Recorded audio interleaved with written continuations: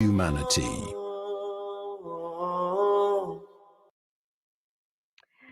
Welcome back. It is 9:42 exactly. Teboho Rakoma is on hold to talk to us about the Clover workers who have been on strike for over 2 months. This following the announcement of inhumane and unlawful decisions imposed on them by the company, which include the retrenchment of more than 1,000 workers and also wage cuts of 20% across the board. And obviously, Teboho Rakoma is Food and Allied Workers Union Provincial Secretary. Very good morning to you. Welcome to the program. Good morning to you and good morning to the listeners. Not a good situation at all at the beginning of the new year. How are you going to move forward on this issue? Basically, what we are doing right now is that we are calling on solidarity boycotts on Clover in order to ensure that we put pressure on the employer. 2, we have engaged with government through the Department of Trade and Industry and Minister of Economic Development, Minister Patel, to say that they need to be involved in this particular transaction and in this particular matter, because it was government through the competition tribunal that approved the acquisition of Clover by Milco. And there were certain obligations contractually that Milco has to honor for 3 years. And part of those conditions was not to retrench workers, because our understanding is that when there was this acquisition, there were 2 things that were supposed to happen. There were supposed to be 500 new jobs created, 1. 2, there was not supposed to be retrenchment. But also from an economic perspective, there was supposed to be some kind of growth within the company, which we have not seen.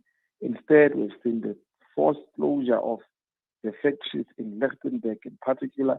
We've seen the cutting down, on targeting of the development of a dairy farmer in this country. They're also experiencing some kind of retrenchment. So we want government to really be involved. We had a meeting with the Director General, Tanya, from the Department of Economic Affairs, who was tasked to engage with the competition tribunal, including facilitating a meeting with the minister, with Clover, in order to ensure that we can bring this impact, because this matter has become very serious in the country. So that is the action that we've taken with as the union, including engaging the CCMA to expedite the process of another facilitation.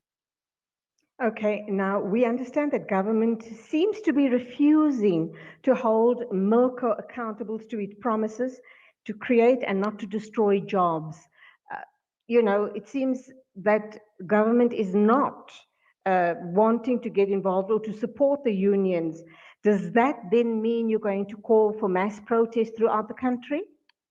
Yes, definitely we will be intensifying the revolutionary protest. On Saturday, on the 8th of January, we will be meeting in Johannesburg with all the fraternal support and structures and organizations that are like-minded. We are supported by organizations that support the Palestinian people.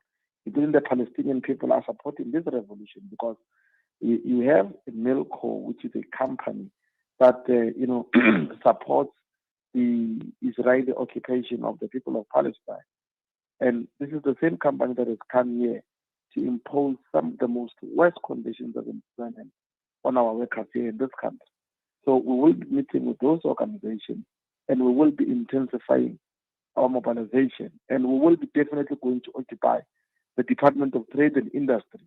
Tomorrow, we've got a meeting with Tanya again from the Director General's office in the Economic Development Ministry. And we have a meeting with her tomorrow so that she can be able to give us feedback on when are we going to meet the minister, how is the competition tribunal going to drive the investigation, and also quickly bring the company on board to go back to its obligations contractually and legally, to ensure that they don't engage in forced retrenchment and worse conditions of employment of the employees.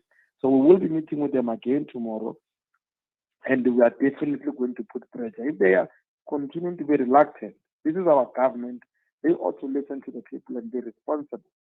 And we told them, even in the previous meeting, that we won't be about this acquisition, but they're not working in the country. But seemingly these are only done for private interest. I mean, if I can inform you now, there is a looming strike in AB InBev, which was formerly SAP, which was acquired by AB InBev. They've also cut down on salaries. They are cutting down on allowances of workers.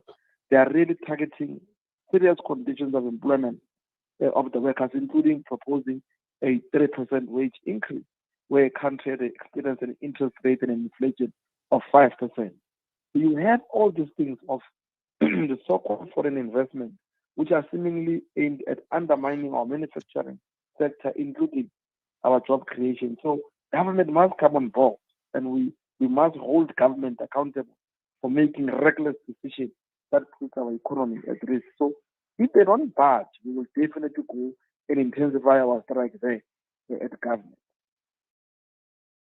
Okay, my final question to you, Teboho, just to go back to the Lichtenburg plant, Clover in Lichtenburg. The reason they wanting to close down that plant was issues around water supply, is it not? Would I be correct? No, there was a task team which was formulated by the NEC, including the local government in that particular region.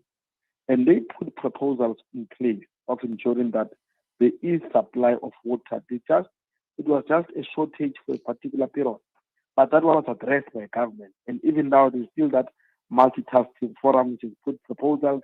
Now, Clover has been looking to do this thing for many years of shutting down this factory. They've got a project called the Project Sinsilo, which is aimed at actually reducing the number of factories that they have. I mean, as I'm talking to you now, the factory in City, there's no.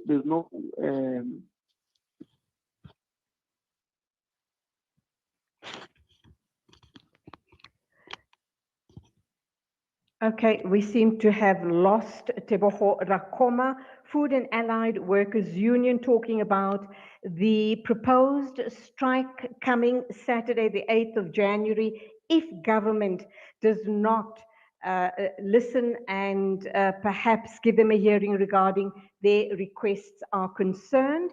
It's to put a stop or a halt to job losses, decent, affordable salary increases, and a whole host of other issues regarding proper working conditions for workers at Clover. So that's where we leave it, and we will obviously be watching this space very carefully. It is 9:50 exactly. Look